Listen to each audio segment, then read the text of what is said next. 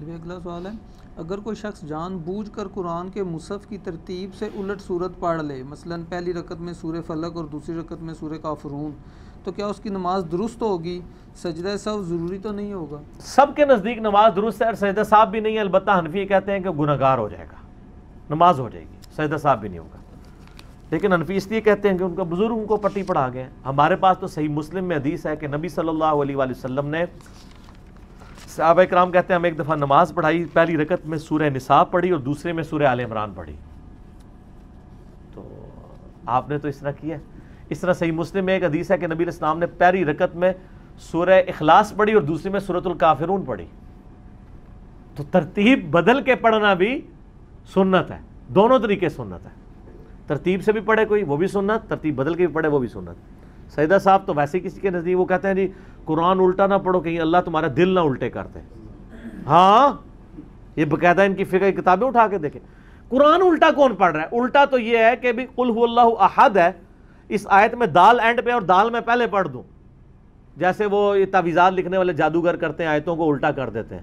سورت تو الٹ ہو ہی نہیں سکتی، جب میں پوری سورت پڑھوں تو الٹ کیسے ہوئی؟ قرآن الٹا پڑھنا تو نہ ہوا۔ اور پھر مجھے یہ بتائیں کہ قرآن کے مصحف کی جو ترتیب ہے، کیا نزول کی ترتیب یہی ہے؟ تو سب سے پہلے تو آپ یہ کہیں گے اللہ نے الٹا قرآن نازل کیا ہے، 30واں پارہ پہلے نازل ہوا ہے، 30واں پارے میں جتنی صورتیں شروع میں نازل ہوئی ہیں، تو الٹا قرآن تو پہلے اللہ نے نازل کیا ہے، تو پھر آپ کیا فتویٰ لگائیں گے؟ سب کی سب جہالت ہے، ان کی علمی جہالت ہے، کیونکہ علم کے نام پہ جہالت پھیلا رہے ہیں۔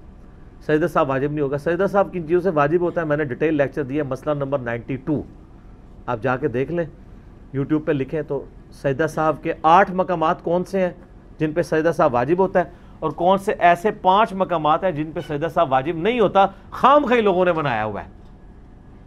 آپ نے اکثر یہ بھی سنا ہوگا جی فرض کی تیسری اور چوتھی رکعت میں سورت نہیں ملا سکتے۔ بخاری مسلم میں کہ نبی علیہ السلام فرض کی تیسری اور چوتھی رکعت میں کئی دفعہ سورت ملاتے تھے، اور صحابہ کہتے ہیں زور اور اثر میں آپ اونچی آواز میں سورت کی تلاوت بھی کر دیتے تھے 1-2 آیات، تاکہ ہمیں پتہ چل جائے کہ آپ تیسری چوتھی میں بھی پڑھ رہے ہیں۔ سر مجھے کہنے لگے پھر کہنے دینا کہ کتابوں کا خدا اور ہے اور بابوں کا خدا اور، بابوں نے آپ کو دین نہیں دیا جو کتابوں میں ہے، اور ویسے بابے ہے تو بڑے سیانے سمجھے، اسی لیے انہوں نے بخاری مسلم کا ترجمہ نہیں ہونے دیا 1000 سال کہ ڈے شیارسن، یہاں حکومت رہی ہے نا، کہتے ہیں نا صوفیاء اور بزرگ اسلام لے کے آئے، اسلام تو آیا محمود غزنوی کے زمانے کا بھی جو افغانستان سے ہے، اس سے پہلے تو محمد بن قاسم کا بھی آ گیا تھا۔ 1000 سال تک کسی بزرگ نے بخاری کا ترجمہ کیا لوکل لینگویج میں؟ کیوں؟ وہ سارے حنفی تھے، ان کو پتا ہے بخاری ترجمہ ہو گیا تو لوگ ہمیں چھوڑ دیں گے، رفع دین شروع کر دیں گے۔ بخاری کا پہلا ترجمہ لوکل لینگویج میں 1920 میں ہوا ہے، آلموسٹ 100 سال ہوئے ہیں، اب 2019 چل رہا ہے نا تو 100 سال ہونے والے ہیں۔ وہ کیا تھا علامہ وحید الزمان نے، جو بند کے عالم تھے، بس ترجمہ کیا ساتھ ہی اہل حدیث ہو کے، وہ نقصان ہو گیا نا، دیکھا بزرگوں کی کتنی حکمت تھی۔ وہ 1000 سال کا ڈکا لگیا اسی صحیح لایا سی، وہ ڈکا کھل گیا۔ ایون قرآن کا ترجمہ نہیں تھے یہ لوگ کرنے دیتے۔ شاہ ولی اللہ دہلوی نے جب ترجمہ کیا وہ کہتے ہیں قرآن تو عربی میں تھا، اس نے فارسی میں لکھ دیا۔ 5 سال وہ چھپے رہے ہیں شہید ہونے سے بچنے کے لیے، ظاہر ہے اس کے پیچھے لگ گئے تھے لوگ۔ اب تو آپ کو بڑے مزے سے لوگ کہتے ہیں جی فلاں کا ترجمہ، یہ اعلیٰ حضرت کا ترجمہ پڑھیں، یہ شریف تھانوی کا ترجمہ پڑھیں، لیکن انیشیٹو جس بندے نے لیا ہے نا اس وقت ان لوگوں نے نہیں ہونے دیا۔ تو میں ایک معصومانہ سوال کرتا ہوں، آپ کہتے ہیں بزرگوں کی بڑی خدمات ہیں، ہم بزرگوں کی خدمات کو دین کے پیرائی میں دیکھیں گے نا۔ آپ اگر مجھے کہتے ہیں بخاری مسلم کی تعلیمات ہیں، میں کہوں گا بالکل یہ پڑھی سر، ہم اس سے فیض حاصل کر رہے ہیں۔ لیکن آپ کہتے ہیں نہیں فلاں بزرگ کا جو مزار بنا ہوا ہے، اتنی دنیا جا رہی ہے، ان کی بڑی اسلام کے لیے خدمات ہے، تو ہم کہتے ہیں بتائیں قرآن کا کون سا ترجمہ انہوں نے لکھا ہے، قرآن کی کون سی تفسیر لکھی ہے، بخاری شریف کی شرح لکھی ہے انہوں نے؟ نہیں یہ تو نہیں کیا، تو کیا خدمت کی تھی ہے؟ روٹی کھواندے رہے نے اپنے مزار والے اور تو کچھ بھی نہیں نہ کیتا، کلمہ پڑھا دیا نا۔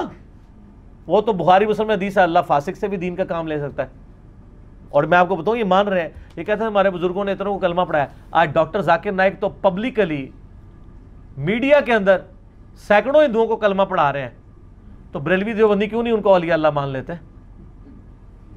ہے پھکی، اب کہیں گے نہیں گمراہ ہے۔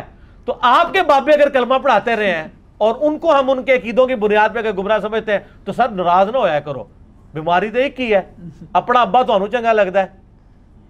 جب ہم کہتے ہیں کلمہ تو پڑھایا تھا لیکن عقائد میں خرابیاں دے کے گئے ہیں۔ میرا یوٹیوب پہ کلپ ہے، بالکل میں نے اس مسئلے کی انجینئرنگ کر دی ہے۔ انڈیا، پاکستان، بنگلہ دیش میں، برصغیر پاک و ہند میں کیا بزرگوں نے اسلام پھیلایا؟